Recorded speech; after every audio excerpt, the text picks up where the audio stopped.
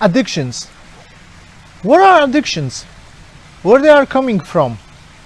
We are addicted to sex, we are addicted to control, we are addicted to our partner, we are addicted to business, we are addicted even to our thoughts, we are addicted to something that gives us pleasure, we are addicted to fear.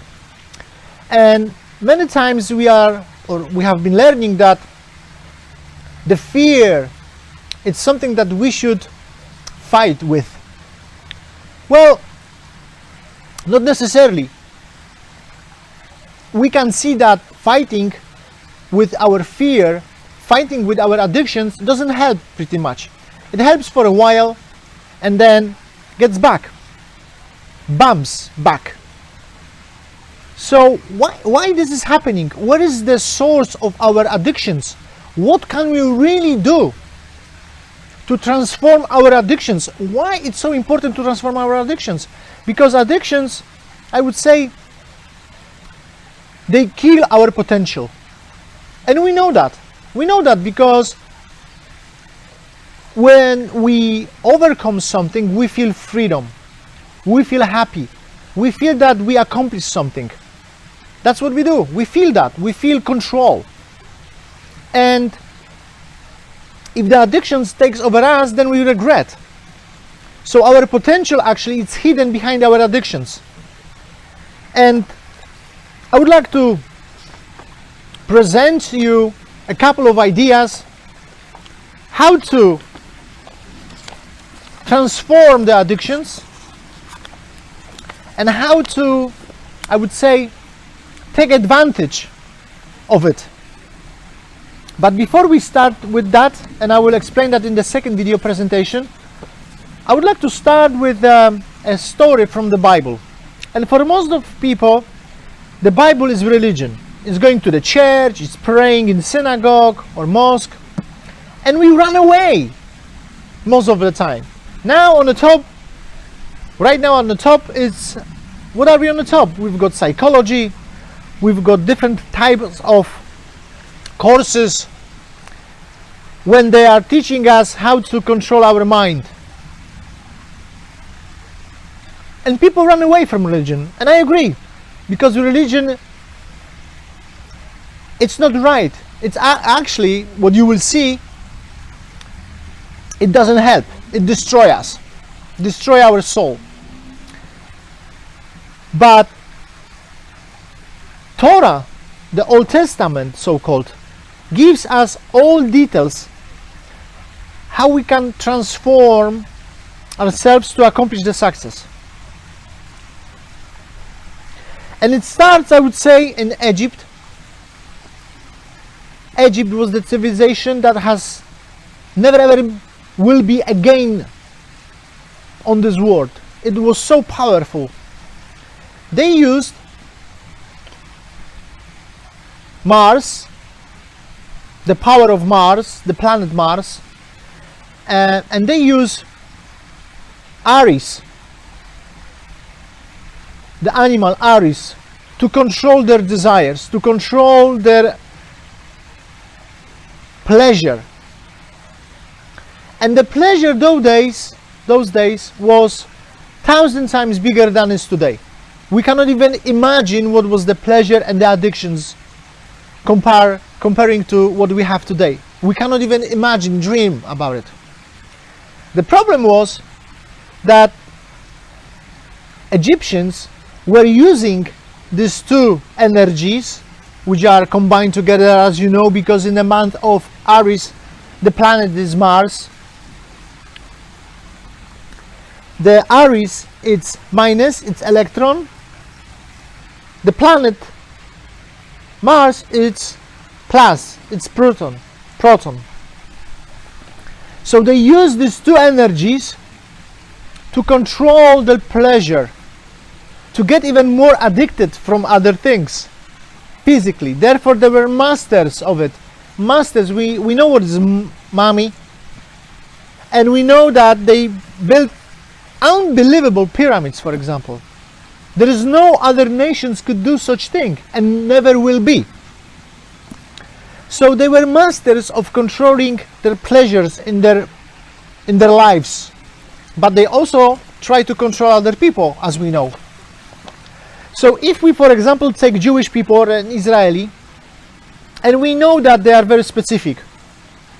We know that they are different nations than all others people. If they want something, they do it. If they don't want something, they don't do it.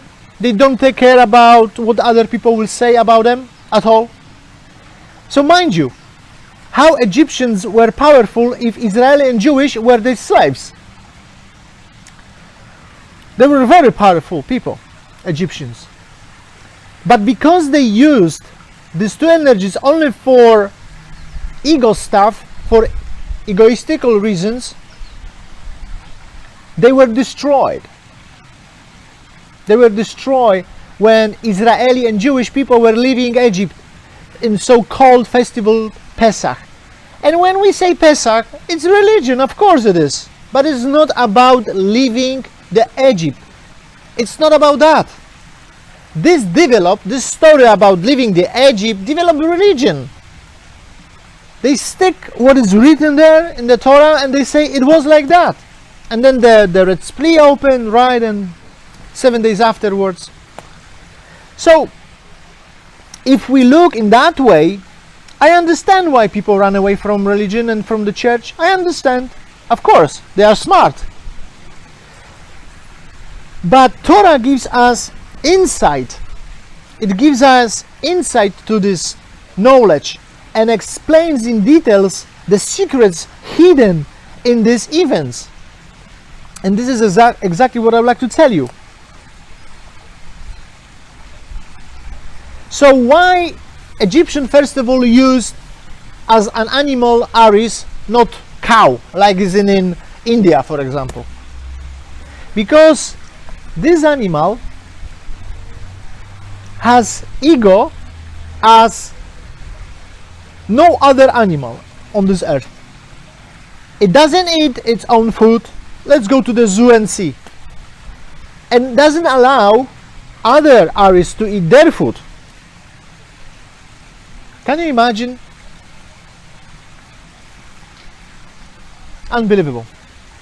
So the energy of getting to itself, as the animal does, the Egyptian took it for themselves and they use it. And they thought that they were controlling also Mars.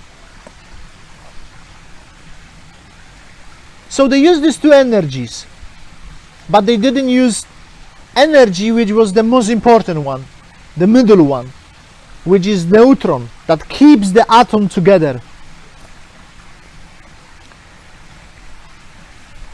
The Pharaoh was so powerful person that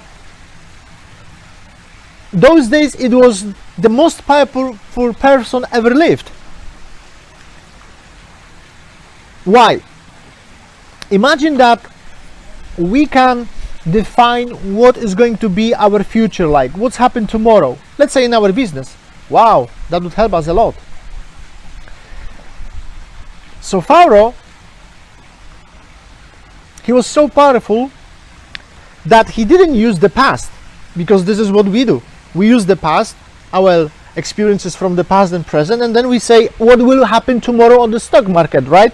Or when we talk about going to work, or when we're going to talk about other things. Pharaoh could skip to the future, and from the future he saw the past. This is unbelievable. And he could do this because when the child was born, he took the energy from the child already born and got to the energy from the embryo state. This is how powerful he was. So he was not concerned about what Moses, when he came to him, what he was telling, let us go. He didn't pay attention to this. He said, what are you talking about? I am the master of all masters. So they were very powerful people, but they got to so-called 50 level of negativity.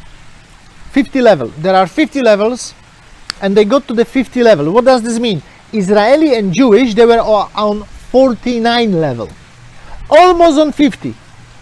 So what is the difference? Huge. Now, we say, I will explain that what is the difference now. We say in our life that we have free will. We have free will. I want to go to the shop, I go. I want to go to this restaurant, not this one, not for pizza, but for sushi I go, right? I want to wear this clothes, so I wear it. So, in order to give a chance us to get free will, we need to have opportunity. We need to have the opportunity to implement our free will. So let's talk about something which is very tough in our life. Leave this person or stay? Quit the job or not? We are now talking about more important things, that whether or not going to the restaurant. And we don't know. We don't know. So Egyptians, they were doing all these things for themselves. If they want to go to the pizza, they went to the pizza. If they want to stay, they stay. If they want to be in this country, they say, okay, I don't have to change the job or the country, I will get even better. They knew how to do it.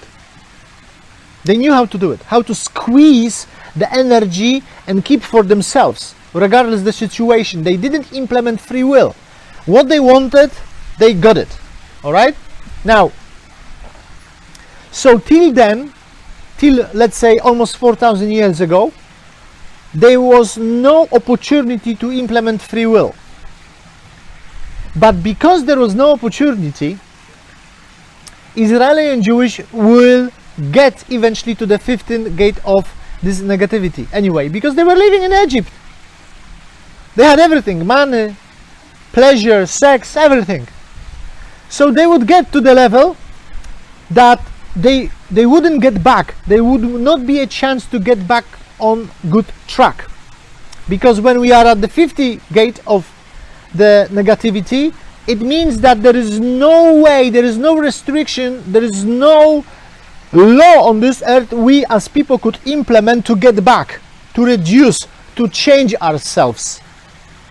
No way.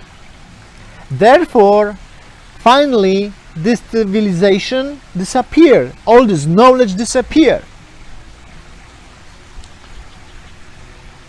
So the Creator, the universe, gave us the opportunity. Gave us the opportunity to control the cosmos for the first time in human history. It wasn't about living in Egypt. It wasn't about now I will go and I will be happy. It wasn't all about that. It's religion. This is religion stuff. It was about how to control the cosmos, how to implement the neutron into the atom, where is minus, plus, and the middle point. This is Pesach all about. Pesach, its effect. The cause, it's the opportunity to get the free will. And for the first time ever in the humanity, this was the place where the cosmos injected the opportunity for us. So, what happened then?